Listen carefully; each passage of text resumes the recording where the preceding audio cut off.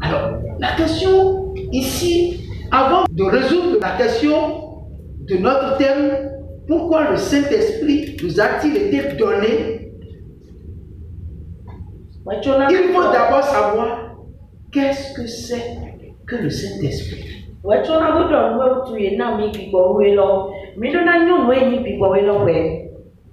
Alléluia. Amen.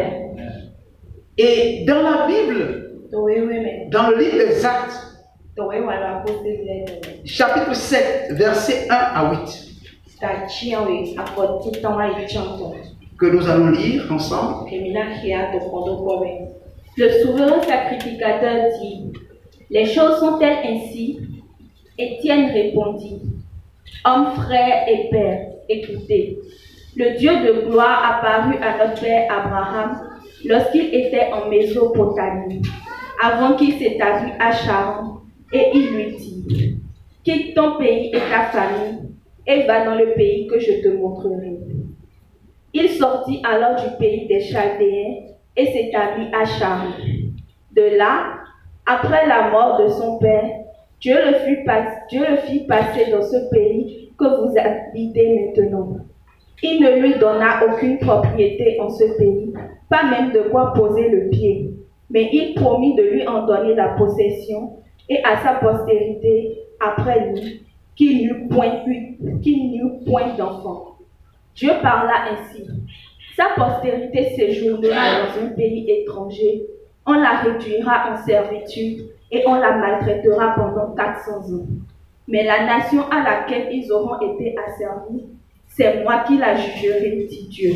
Après cela, ils sortiront et ils me serviront dans ce lieu-ci. Puis Dieu donna à Abraham l'alliance de la circoncision, et ainsi Abraham, ayant engendré Isaac, le circoncis le 8e jour. Isaac engendra et circoncis Jacob, et Jacob les 12 patriarches. Amen. Amen. Gloire à Dieu. Amen. Alors, ce passage, Oui, frère. nous tous, nous le connaissons. Alléluia. Amen. La Bible nous parle d'Étienne. Étienne fut l'un des disciples qui avait été arrêté du temps de la persécution. Et il s'est retrouvé devant le Sanhédrin pour être jugé selon ce pourquoi on l'a arrêté.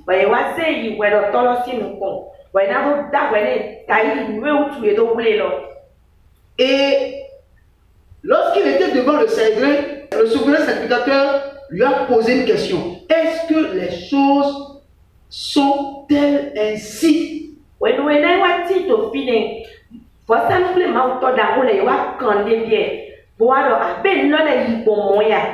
La réponse d'Étienne était de rappeler à ceux qui étaient assis là l'histoire de leur arrière-grand-père qu'est Abraham.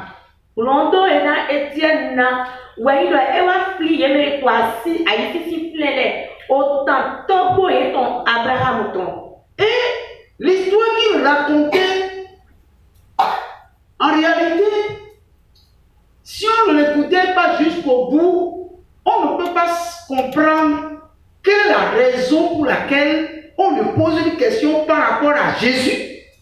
Et lui, il va faire leur arrière-grand-père pour raconter l'histoire que tout le peuple connaissait déjà. Bon, au tas d'Étienne Wafiloni et Madopé Tekayipigolo. Yemana Monuku Djeko.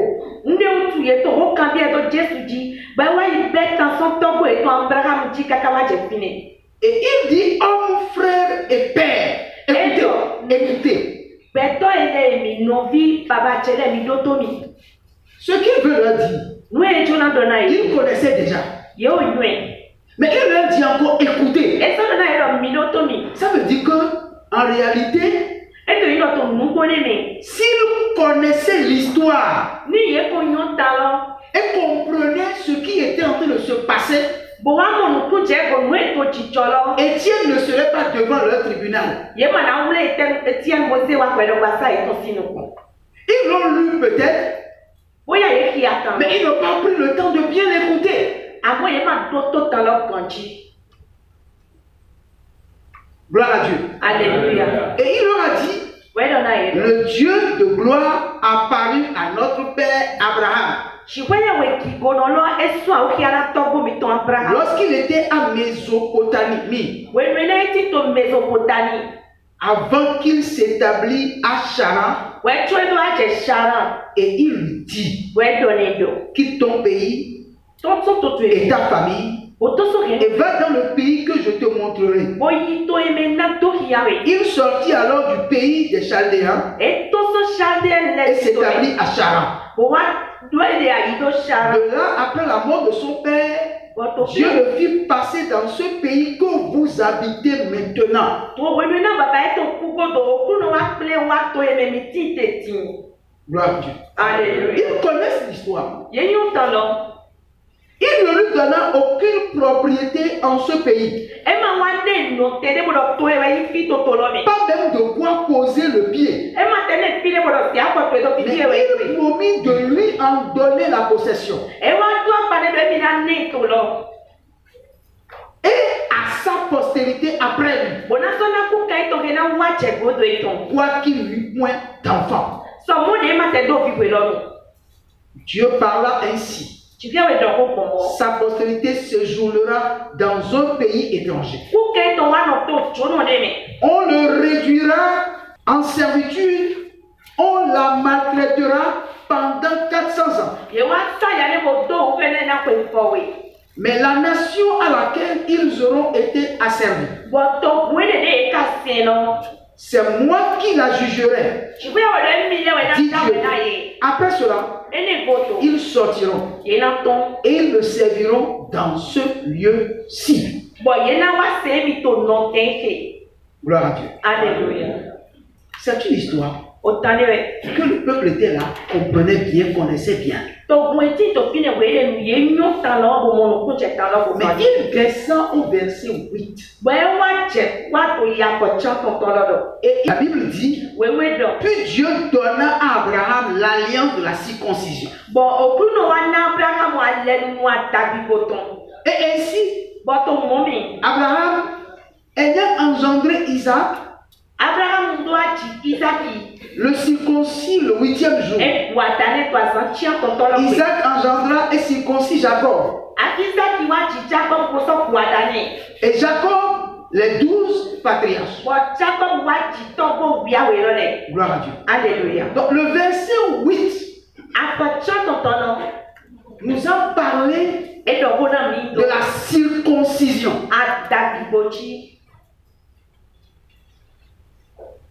Amen. Amen. Le verset 8 est venu nous faire descendre dans la circoncision et n'a parlé que de la circoncision.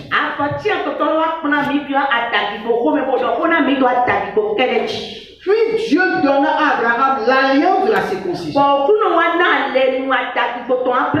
Donc Dieu a donné à Abraham l'alliance de la circoncision. Et l'alliance de circoncision. Et ainsi Abraham ayant engendré Isaac, le circoncis le 8e jour. Isaac engendra et circoncis Jacob. Et Jacob les 12 patriarches. Donc tous ceux qui sont descendus d'Abraham ont été circoncis parce que Dieu a établi entre lui et Abraham une alliance de circoncision.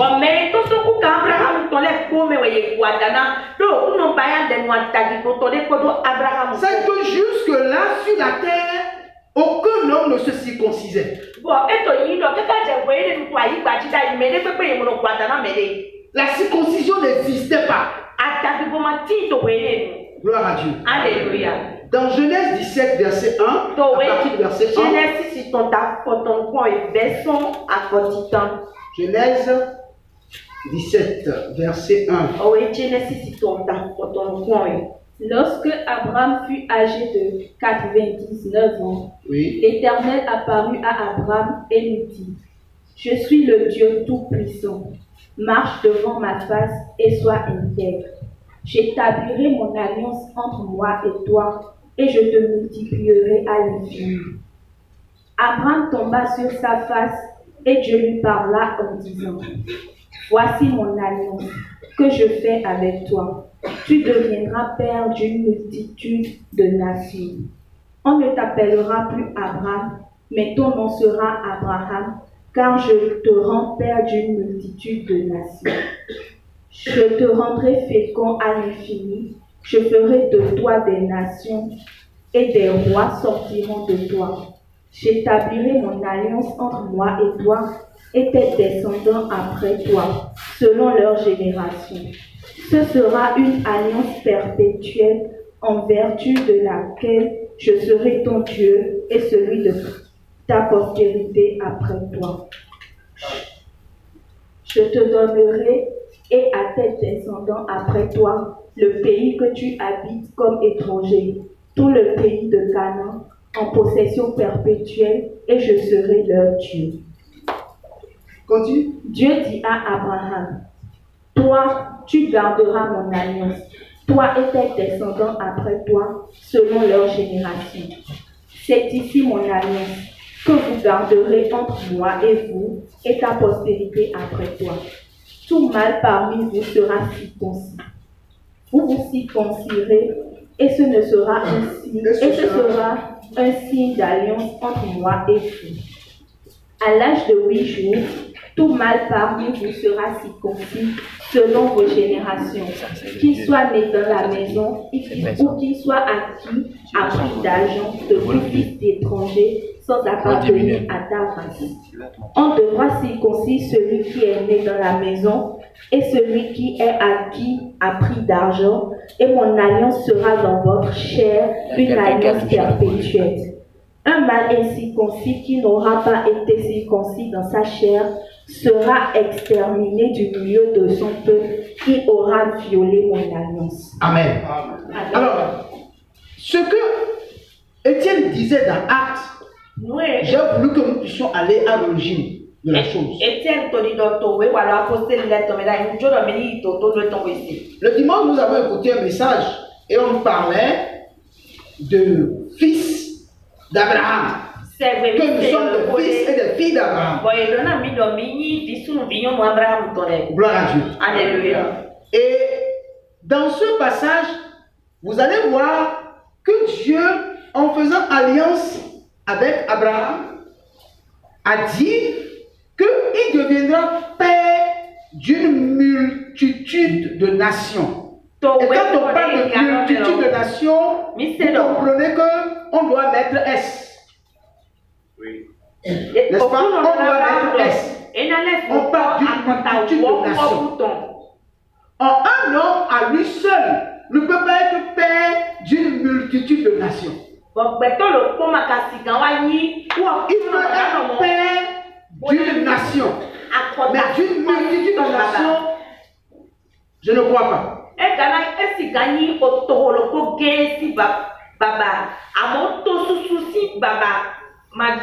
Gloire à Dieu. Mais ici, l'alliance amène Abraham à devenir père d'une multitude de nations.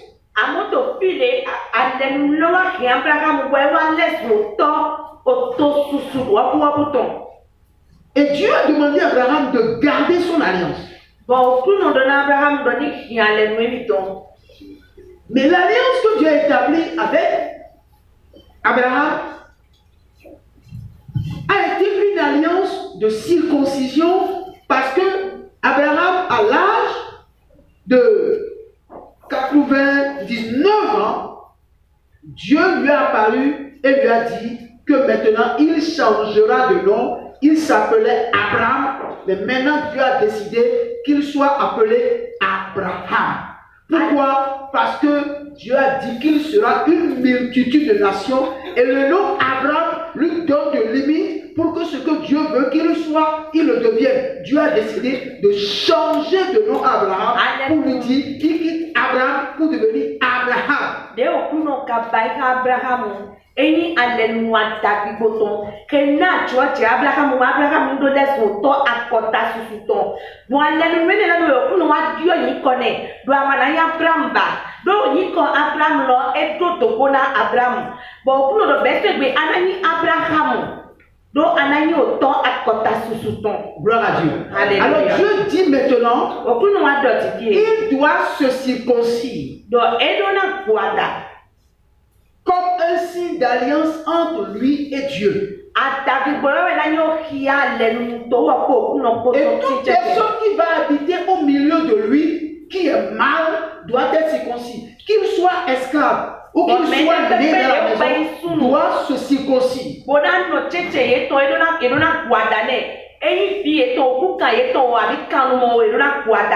Tout mâle qui refusera de se faire circoncis doit être exterminé du peuple.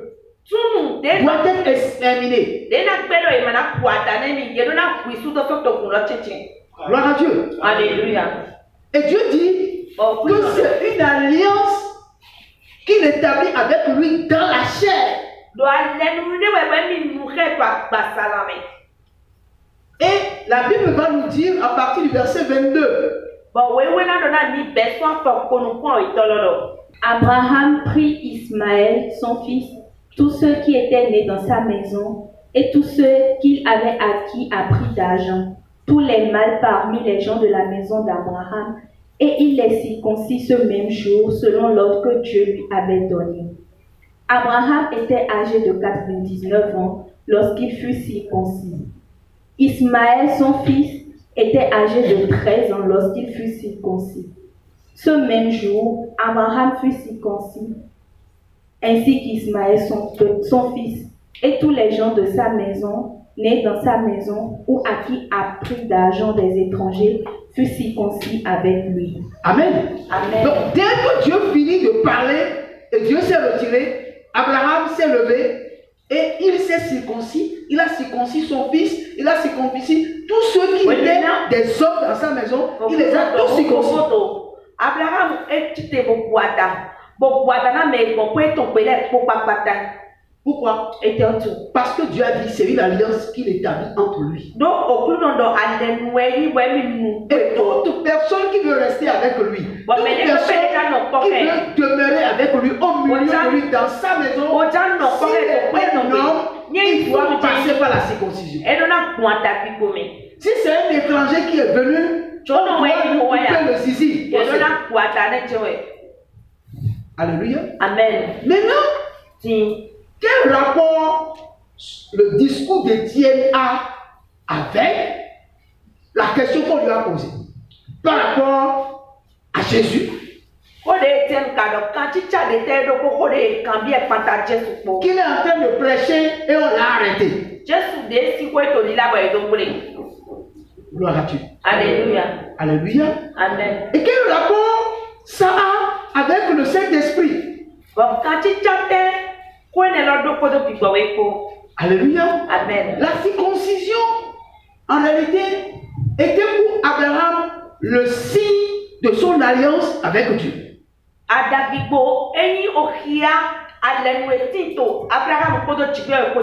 Quand vous lisez l'Ancien Testament comme le Nouveau Testament, les évangiles, vous allez constater que souvent on parle des incirconcis et on parle des circoncis.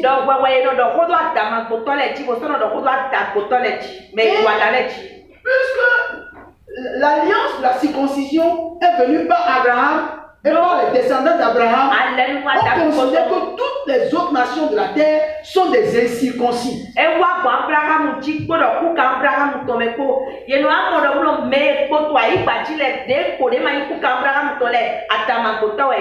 Donc, les incirconcis sont des païens avec qui le peuple qui est issu d'Abraham ne peut avoir d'alliance, ne peut avoir de communion. Il est formellement interdit que un incirconcis entre dans la maison d'un circoncis.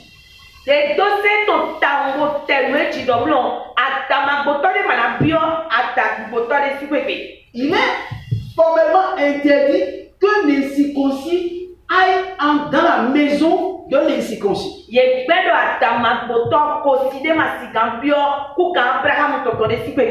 ne peut même pas manger ensemble. Gloire à Dieu. Alléluia. Et donc, toute personne qui fait partie de la race des circoncis, pour ne pas dire toute personne qui n'est pas juif, mais dès que les gens est comme un impur devant Dieu. Et c'est pour cette raison, ceux qui ont lu le livre des Actes, vous allez comprendre que le jour où Dieu a demandé à Pierre d'aller dans la maison de Corneille, il y avait un problème pour Pierre d'aller chez Corneille, parce que Corneille n'est pas païen. Il n'est pas un juif. Gloire à Dieu. Alléluia. Mais je ne peux pas aller là-bas d'abord parce que si je vais là-bas, je vais vous confondre un peu. Je vais faire la confusion. Mais vous comprenez donc, en réalité, il est formellement interdit à un juif de rentrer dans la maison d'un païen.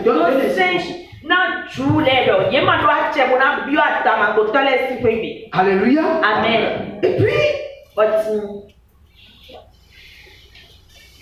la seule chose qui permet de distinguer celui qui est en alliance avec Dieu en ce temps, c'est la circoncision. Donc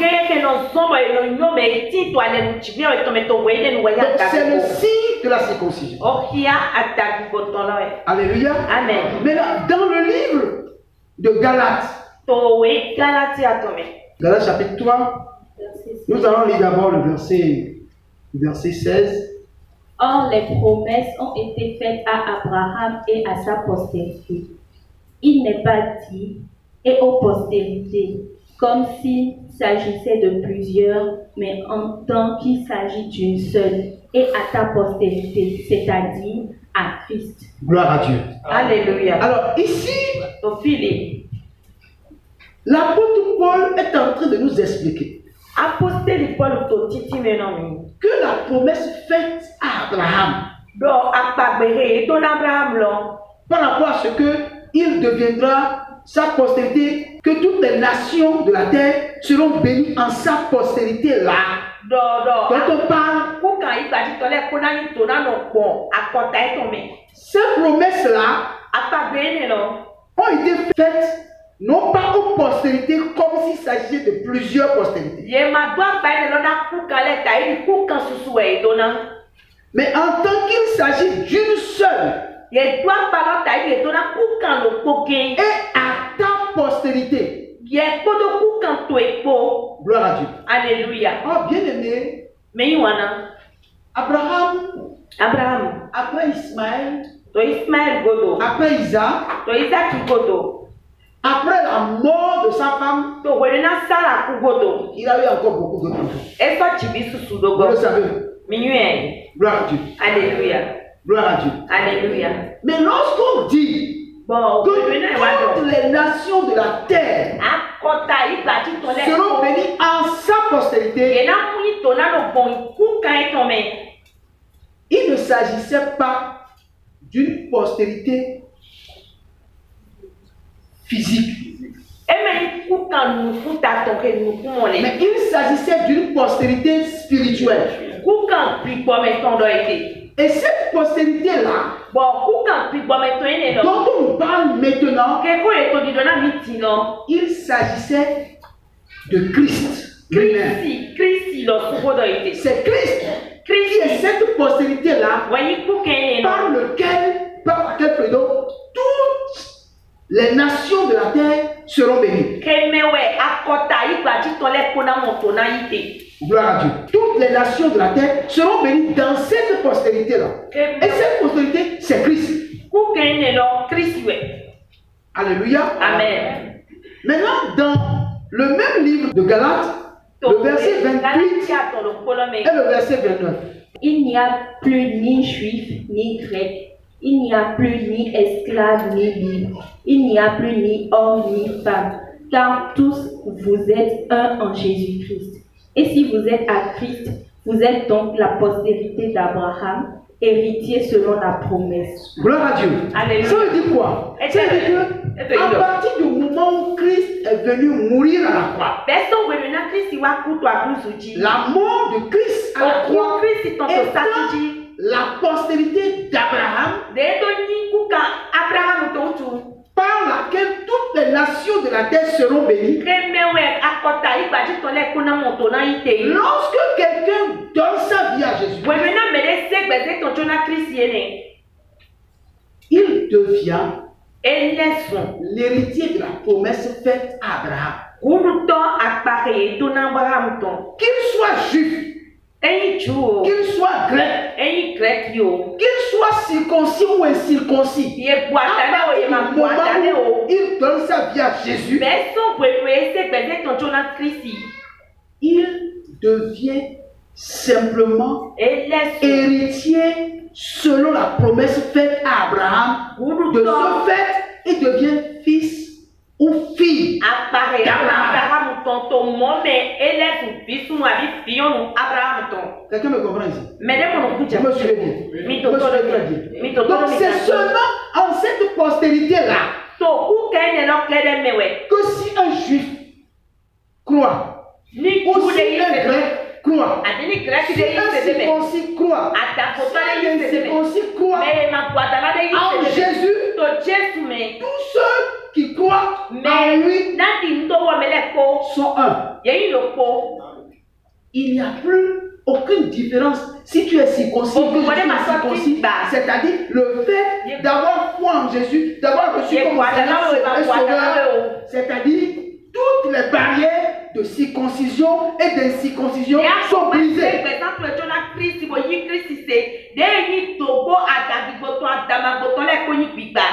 Quelqu'un me comprend? Vous me suivez bien? Donc, c'est brisé. Donc, il n'y a plus de raison pour qu'on dise quelqu'un qui est en Christ, qu'il est juif, qu'il est grec, qu'il est incirconcis. C'est-à-dire en Jésus là, les barrières de régionalisme sont brisées.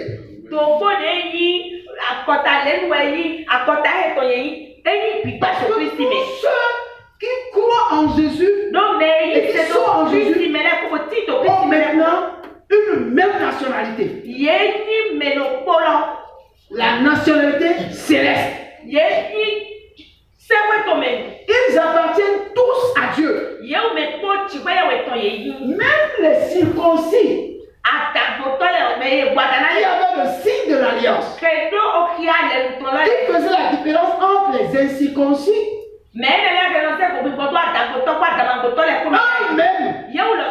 pour que Dieu les reconnaisse, pour qu'ils soient héritiers de la promesse, ils doivent d'abord croire en Jésus.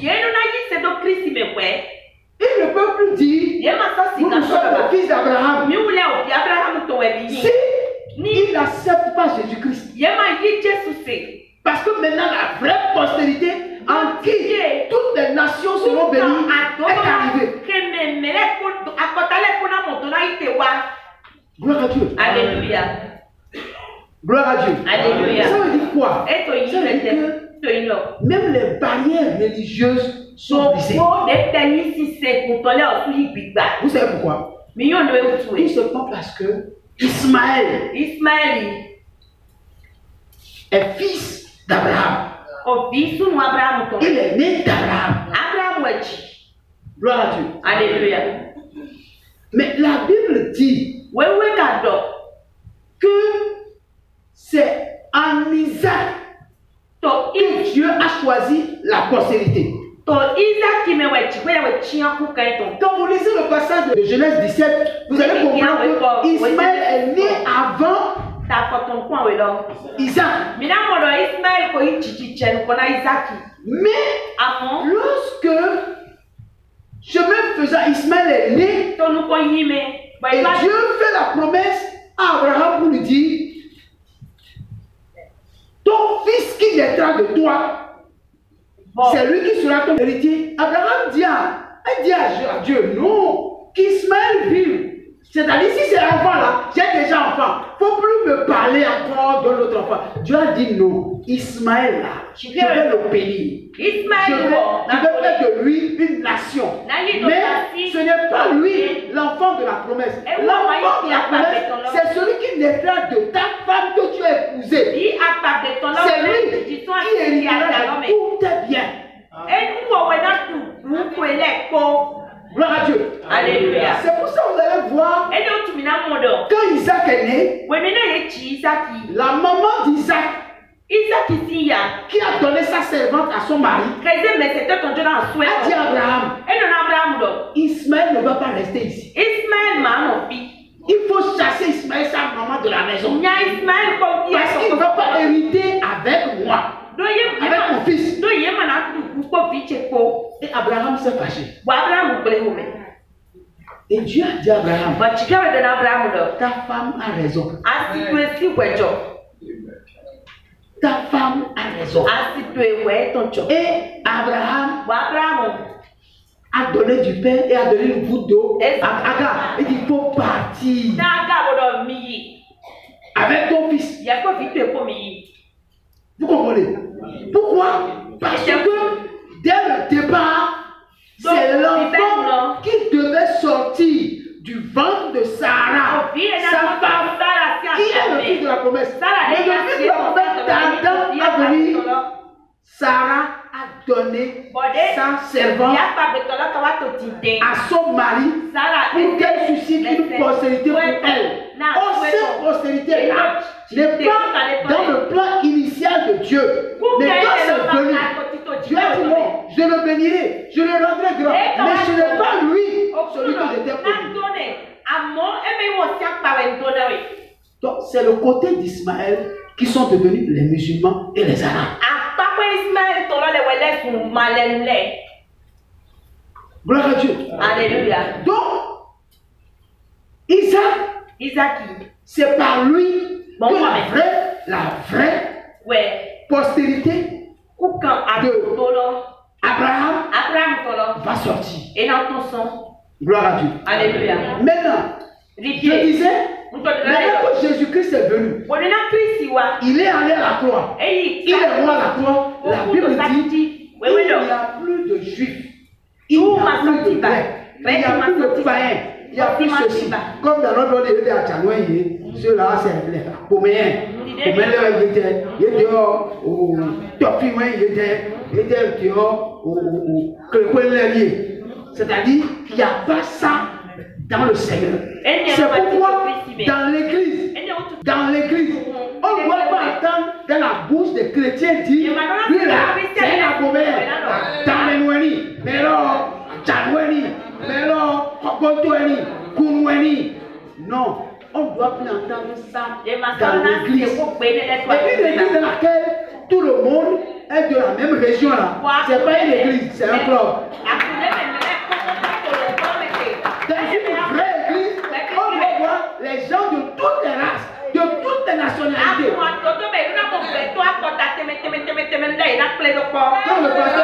Quand le pasteur d'une région, tous les gens de sa région sont là. Mais tu ne verras personne de l'autre région dans cette église. Ça, c'est pas église. C'est un club. Gloire à Dieu. Alléluia. Parce que Jésus est venu pour que les gens de toute race, de toute nation soient sauvés en Jésus pour être un. Dans une église, tu vois les gens dire non, c'est les topins, c'est les topins. C'est comme ça ils sont. Dans une église, on ne doit pas voir ça. Nous sommes tous un en Jésus-Christ. Il n'y a pas de juif, il n'y a pas de grec. Si vous m'avez compris, gloire à Dieu. Alléluia. Alléluia. Amen. Bien aimé, je tiens à nous dire ça parce que nous devons comprendre que le christianisme, ce n'est pas une affaire de région, de nationalité. Non, non, non, non et non. Alléluia. Amen. Nous allons ouvrir le livre d'Éphésiens chapitre 4, je crois. Chapitre 4, le verset 30. N'attristez pas le Saint-Esprit de Dieu, par lequel vous avez été scellés pour le jour de la rédemption. Gloire à Dieu. Alléluia. Ici on dit, n'attristez pas le Saint-Esprit par lequel vous avez été scellés pour le jour de la rédemption.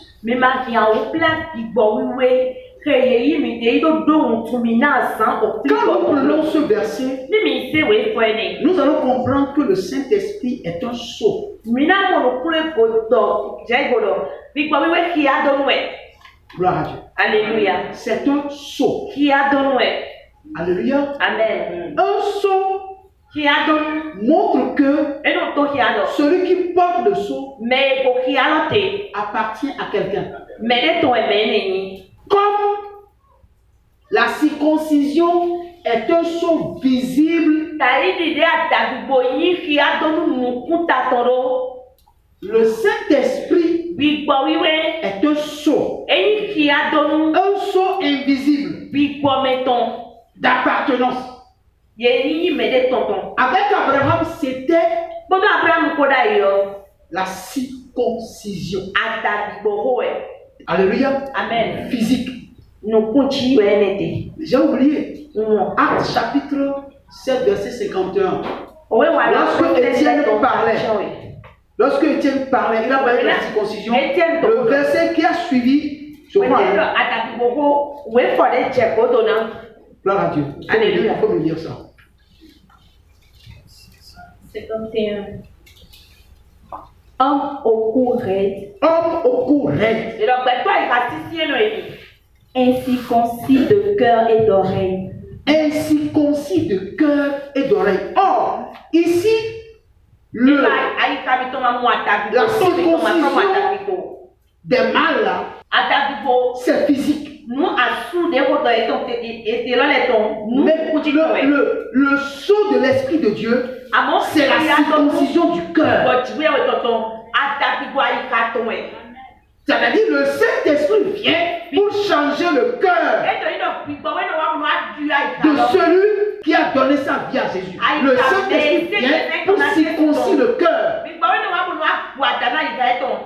Ils sont circoncis, n'est-ce pas, de sexe, mais ils n'étaient pas circoncis de cœur. Et il leur disait incirconcis de cœur. Est-ce que vous comprenez? Donc, dans le Seigneur, le Saint-Esprit est un sceau, mais qui vient pour changer le cœur du croyant, pour lui donner un cœur capable d'obéir à la parole de Dieu. Gloire à Dieu. Alléluia. Donc, il dit, n'attristez pas le Saint-Esprit par lequel vous avez été scellés pour le jour de la rédemption. Je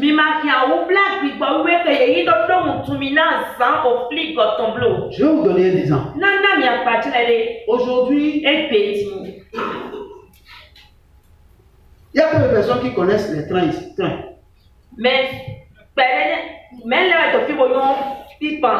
Il y a les trains voyageurs, il y a les trains marchands. Il y a les trains voyageurs et les trains marchands. Qui sont ceux qui connaissent les trains marchands ici? Ils ne sont pas nombreux, hein? Jésus. Bon, d'accord, c'est pas grave. Je prends par exemple l'exemple des conteneurs. Des conteneurs. Qui sont ceux qui connaissent les conteneurs? Beaucoup de personnes connaissent les conteneurs. Gloire à Dieu. Alléluia. Amen. Lorsque vous achetez des choses à l'étranger, vous les faites venir ici. Il faut les faire charger dans des conteneurs. Vous comprenez? Maintenant, les conteneurs, il faut mettre des bagages dedans. Quand on met les bagages dans les conteneurs, on ne les met pas de façon négligente. Il faut les aligner, les arranger. Et même des fois, il faut mettre des cales aux choses pour que pendant le transport maritime, que les choses que vous avez mises dedans ne bougent pas, qu'il n'y ait pas de cassure. Ok, c'est ça non? Moi je ne suis pas transporteur, mais j'essaie de voir, je comprends un peu. Vous comprenez? Mais donc, avant qu'on ne charge les conteneurs dans les bateaux, il y a l'inspecteur qui vient. Qui rentre dans le conteneur pour voir si chaque chose est à sa place, que tout est bien scellé, pour que rien ne bouge pendant le voyage. Parce que si ça bouge, il y a des choses cassables qui peuvent se casser. Tant que tout n'est pas bien rempli, le conteneur n'est pas rempli, tout, et puis rien ne peut bouger, on ne peut fermer le conteneur. C'est lorsque tout est mis, bien chargé, et qu'on est sûr que rien ne peut bouger, que l'inspecteur, quand il vient contrôler, c'est lui qui donne l'ordre maintenant de fermer le conteneur. Quand on ferme le conteneur, lui vient sceller le conteneur. Et on met là où le conteneur doit descendre. Il est impossible d'enlever le seau du conteneur si le conteneur n'arrive pas là où doit descendre. Donc jusqu'à destination, personne ne peut enlever le seau. Et tous les conteneurs qui viennent ici, quand ça descend, il y a les douaniers. Et pour l'ouvrir, c'est devant le propriétaire ou son représentant que le douanier va briser le seau. C'est comme ça. Alléluia. Amen. Alléluia. Amen. Vous comprenez ce que je dis? Vous comprenez ce que je dis? Ce que les hommes font là, en réalité, c'est une imitation de ce qui se fait dans le ciel. Donc, qu'est-ce qui se passe? Lorsque Dieu vous donne le Saint-Esprit, il vous scelle jusqu'à destination. Gloire à Dieu. Donc, pour lequel vous êtes scellé pour le jour de votre rédemption. C'est-à-dire quand on vous scelle jusqu'à ce que vous soyez enlevé. Le sort ne peut pas être brisé.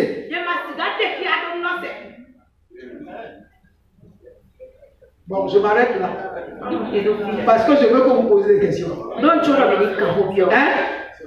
Gloire à Dieu. Alléluia. Gloire à Dieu. Est-ce que vous me comprenez? J'espère que vous serez là demain. Hein? Faites-moi la promesse que vous serez là demain. Que Dieu vous bénisse. Gloire à Dieu. Donc, je m'arrête là. Et je vous laisse la parole. Posez-moi la question que vous voulez. Amen. Ça va? Si vous êtes avec moi, faites comme ça. Alléluia. Que Dieu vous bénisse. Amen. Alors je suis suspendu à vos lèvres.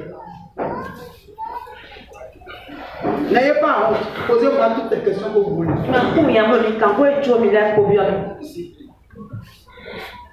Oui, ici. Je vais ramasser 2 ou 3 questions et puis après je réponds et puis d'autres peuvent poser des questions. C'est bon? Il y a un qui a levé la main. Il y a encore quelqu'un d'autre.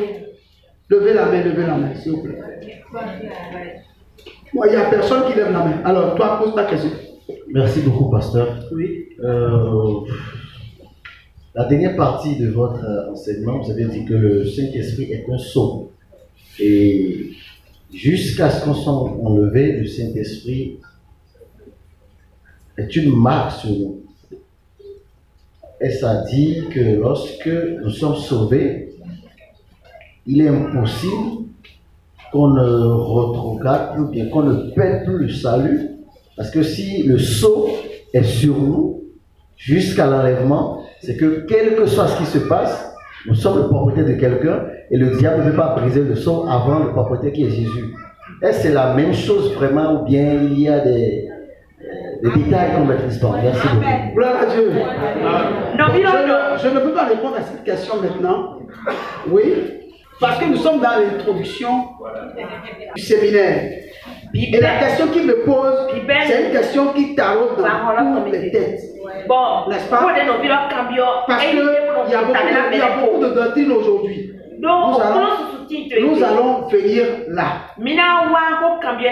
D'accord? Tu as compris? J'ai compris ta question. Est-ce que ça veut dire si on est sauvé, si on a le Saint-Esprit, est-ce qu'on ne peut pas faire le salut? Est-ce que ça veut dire que c'est fini, on va au ciel? C'est ça, non? Oui. C'est la question que vous voulez. Ouais. Chemin faisant, peut-être demain, quand on va rentrer dans l'enseignement, vous allez comprendre. Parce que si je te dis oui, je dois m'expliquer.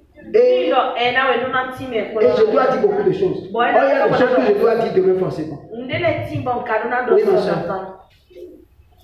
On dit que l'alliance que Dieu a fait avec Abraham, à la naissance d'Ismaël, Dieu a dit qu'il va bénir Ismaël, oui. Ismaël n'est pas l'enfant. Ce qui veut dire que les musulmans, oui. puisque souvent on dit que, puisqu'ils sont des descendants d'Abraham aussi, qu'ils sont bénis. Oui. Ils sont bénis par la part. Non, non, pas laisser là. Ils sont bénis. Comme ils sont bénis, et après ce que vous avez enseigné maintenant, c'est le musulman. Le musulman, le descendant d'Abraham là, descendant d'Ismaël, n'accepte pas Christ, alors il n'est pas dans le plan de Dieu. Il n'est pas dans le plan de Dieu. Mais la bénédiction, oui, que Dieu a promis, a mis sur Abraham, et il a sur sa descendance. Oui. Ils font partie aussi de cette bénédiction. S'ils remplissent les conditions. S'ils remplissent les conditions. Parce que là, vous parlez de bénédiction matérielle. Moi, je ne parle pas encore de bénédiction matérielle. Je parle de bénédiction spirituelle. Est-ce seulement les bénédictions matérielles c'est de ça seulement qu'eux vont suivre. C'est tout. Puisque pour il n'y a de salut en aucun autre. Sous au ciel, aucun autre on a été donné par lequel quelqu'un peut aller au ciel. Si ce n'est le nom de Jésus. Incontournable. Si tu es du côté d'Ismaël et tu acceptes Jésus, tu recevras le sceau de Dieu. Pour le jour de la rédemption. C'est bon?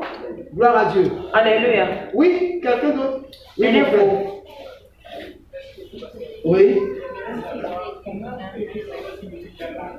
Si tu es déjà marqué, c'est pour ça qu'on est là. C'est pour ça là. Vous comprenez ce que je dis? C'est pour ça qu'on est là. Si tu veux être là demain, on va continuer. On est là pour ça. C'est parce que les gens parlent de Pentecôte. Il faut que nous puissions, vous voyez, des fois, moi je dis que ce n'est pas nécessaire de faire de séminaire, ces choses-là. Mais aujourd'hui, j'ai compris que le fait que je le fais, des fois on dit, il y a fait tel fait, et on ne fait pas de séminaire. Bon, des fois, il y a des gens qui sont là, qui ne savent pas. Et puis ils disent, pourquoi les autres ont fait séminaire et nous on n'a pas fait séminaire.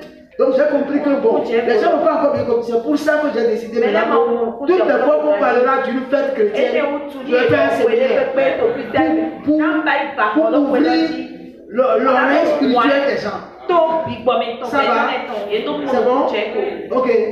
Dernière question et puis on va finir. Oui, Madame Mélona. Merci beaucoup, pasteur. Oui. C'est un peu bête. Non, il n'y a pas de questions bêtes. Toutes les questions sont originales. Origigi. Hein? Le grand souffre où il veut. Oui.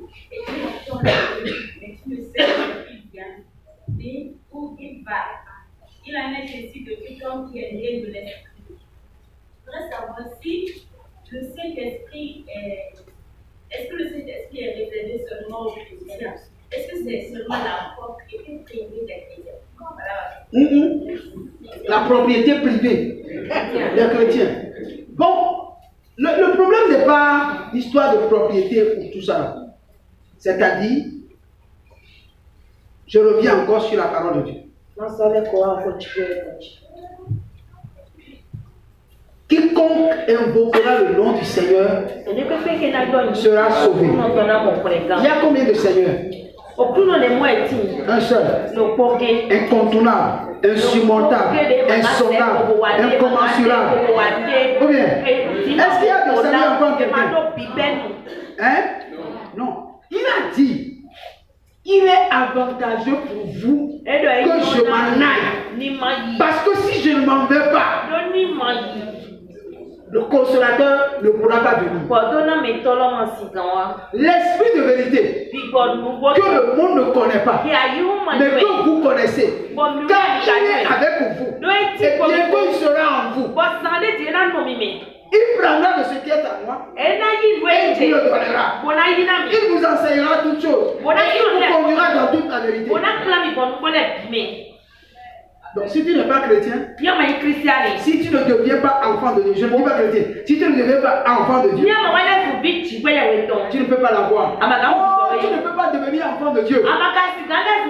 Parce que c'est lui qui donne le pouvoir de devenir enfant de Dieu. À tous ceux qui l'ont reçu, à tous ceux qui ont cru en son nom, il leur a donné le pouvoir de devenir enfant de Dieu.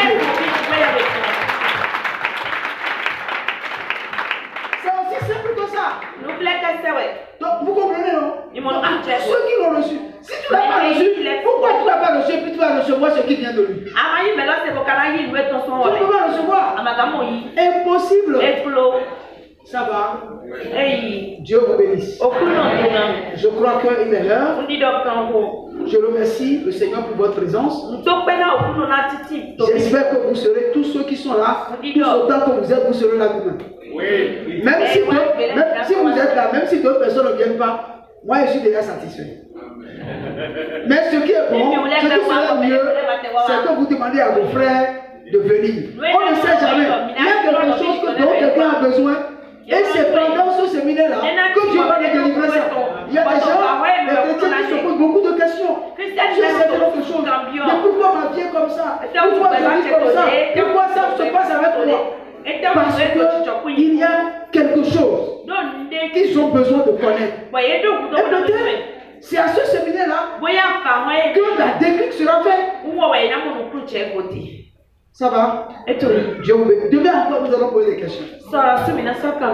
Alléluia. Amen. Soyez bénis. Alléluia. Amen.